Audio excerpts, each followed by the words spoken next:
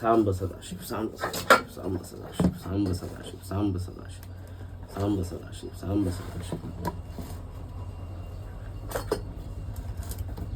अथो षष्ठोदश अध्याय।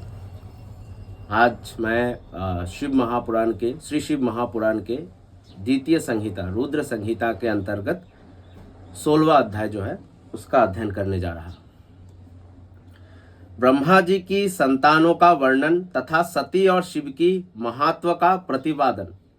ब्रह्मा जी बोले, हे नारद, तदंतर मैंने शब्द आदि सूक्ष्म भूतों का स्वयं ही पंचीकरण करके उनसे स्थूल आकाश, वायु, अग्नि, जल, पृथ्वी की सृष्टि की। पर्वतों, समुद्रों, वृक्षों और कला से लेकर युग पर्यंत कला की रचना की। मुने उत्पत्ति और विनाश वाले और भी बहुत से पदार्थों का मैंने निर्माण किया, परंतु इससे मुझे संतोष नहीं हुआ। तब सांब सदाशिव का ध्यान करके मैंने साधना परायण पुरुषों की सृष्टि की।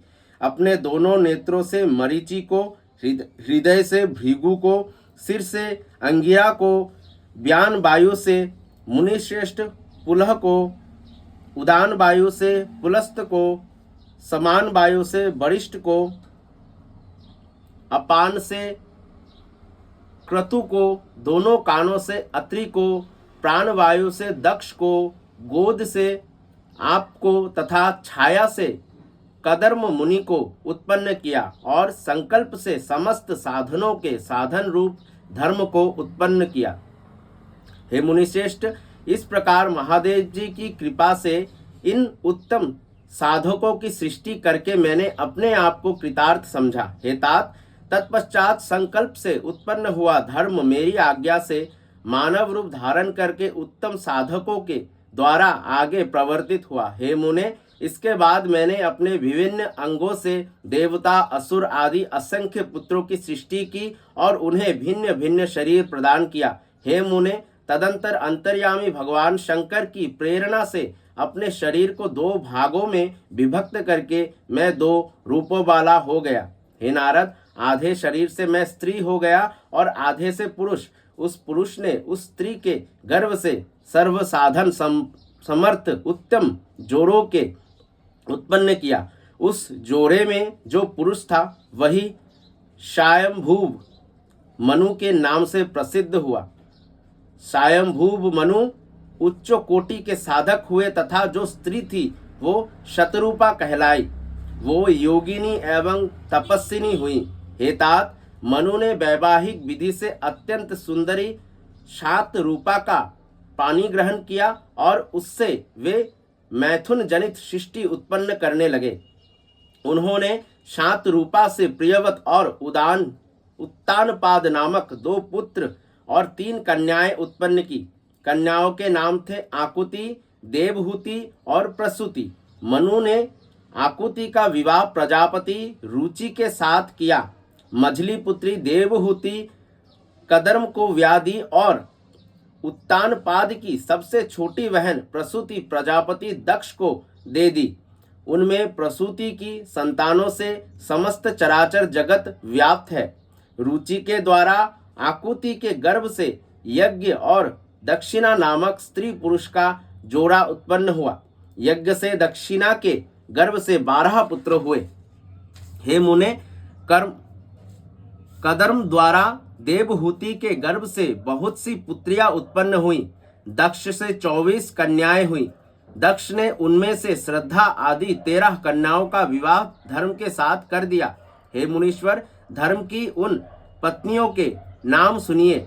श्रद्धा, लक्ष्मी, धृति, तुष्टि, पुष्टि, मेधा, क्रिया, बुद्धि, लज्जा, वसु, शांति, सिद्धि और कीर्ति, ये सब 13 है।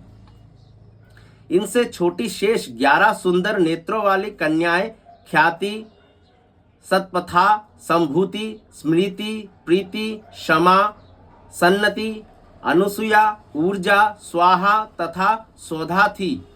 भृगु, भव, मरीचि, मुनि, अंगिरा, पुलस्त, पुलह, मुनिश्रेष्ठ, क्रतु, अत्रि, वशिष्ठ, बंजी और पितरों ने क्रमश इन ख्याति आदि कन्याओं का परिग्रहण पानी ग्रहण किया। भृगु आदि मुनि श्रेष्ठ साधक है, इनकी संतानों से समस्त त्रैलोक्य भरा हुआ है। इस प्रकार अंबिकापति महादेव जी की आज्ञा से प्राणियों के अपने पूर्व कर्मों के अनुसार असंख्य श्रेष्ठ द्विज उत्पन्न हुए। कल्पभेद से दक्ष की 60 कन्याएं बताई गई है। दक्ष ने उनमें से 10 कन्याएं धर्म को, 27 कन्याएं चंद्रमा को और 13 कन्याएं कश्यप को विधि पूर्वक प्रदान कर दी। हे नारद, उन्होंने 4 कन्याओं का विवाह श्रेष्ठ रूप वाले ताश्य के साथ कर दिया। उन्होंने भृगु, अंगिरा और कृशाश्व को 2-2 कन्याएं अर्पित की। उन स्त्रियों तथा पुरुषों से बहुत सी चराचर सृष्टि हुई। हे मुनिश्रेष्ठ, दक्ष ने महात्मा कश्यप को जिन 13 कन्याओं का विधि पूर्वक दान किया था, उनकी संतानों से सारा त्रैलोक्य व्याप्त हो गया। स्थावर और जंगम कोई भी सृष्टि ऐसा नहीं जो उनकी संतानों से शून्य हो। देवता, ऋषि, दैत्य, वृक्ष, पक्षी, पर्वत तथा तृण, लता आदि सभी कश्यप पत्नियों से पैदा हुए। इस प्रकार दक्ष कन्याओं की संतानों से सारा चराचर जगत व्याप्त हो गया। पाताल से लेकर सत्य लोक पर्यंत समस्त ब्रह्मांड निश्चय ही उनकी संतानों से सदा भरा रहता है, कभी रिक्त नहीं होता। इस प्रकार भगवान शंकर की आज्ञा से ब्रह्मा जी ने भली भांति सृष्टि की। पूर्व काल में सर्वव्यापी शंभु ने जिन्हें तपस्या के लिए प्रकट किया था, रुद्रदेव के रूप में उन्होंने त्रिशूल के अग्रभाग पर रखकर उनकी सदा रक्षा की। वे ही सती देवी लोकहित का कार्य संपादित करने के लिए दक्ष से प्रकट हुए। उन्होंने भक्तों के उद्धार के लिए अनेक लीलाएं की, जिनका वामांग बैकुंठ विष्णु, दक्षिण भाग स्वयं मैं हूँ और रुद्र जिनके हृदय से उत्पन्न है, उन शिवजी को 3 प्रकार का कहा गया है। मैं ब्रह्मा, विष्णु और रुद्र तीनों गुणों से युक्त कहे गए हैं, किंतु परब्रह्म अव्यव शिव स्वयं सदा निर्गुण ही रहते हैं। विष्णु सत्वगुण, मैं रोजगुण और रुद्र तमोगुण वाले कहे गए हैं। लोकाचार में ऐसा व्यवहार नामक कारण किया जाता है, किंतु वस्तु तत्व इससे सर्वथा भिन्न है। विष्णु अंतकरण से तमोगुण और बाहर से सत्वगुण युक्त माने गए हैं। रुद्र अंतकरण से सत्वगुण और बाहर से तमोगुण वाले हैं। और हे मुने, मैं सर्वदा रोजगुण वाला ही हूँ। ऐसे ही सुरादेवी रोजगुणी है, वे सती देवी सत्व स्वरूपा है और लक्ष्मी तमोमयी है। इस प्रकार पराम्बा को भी 3 रूप वाली जानना चाहिए।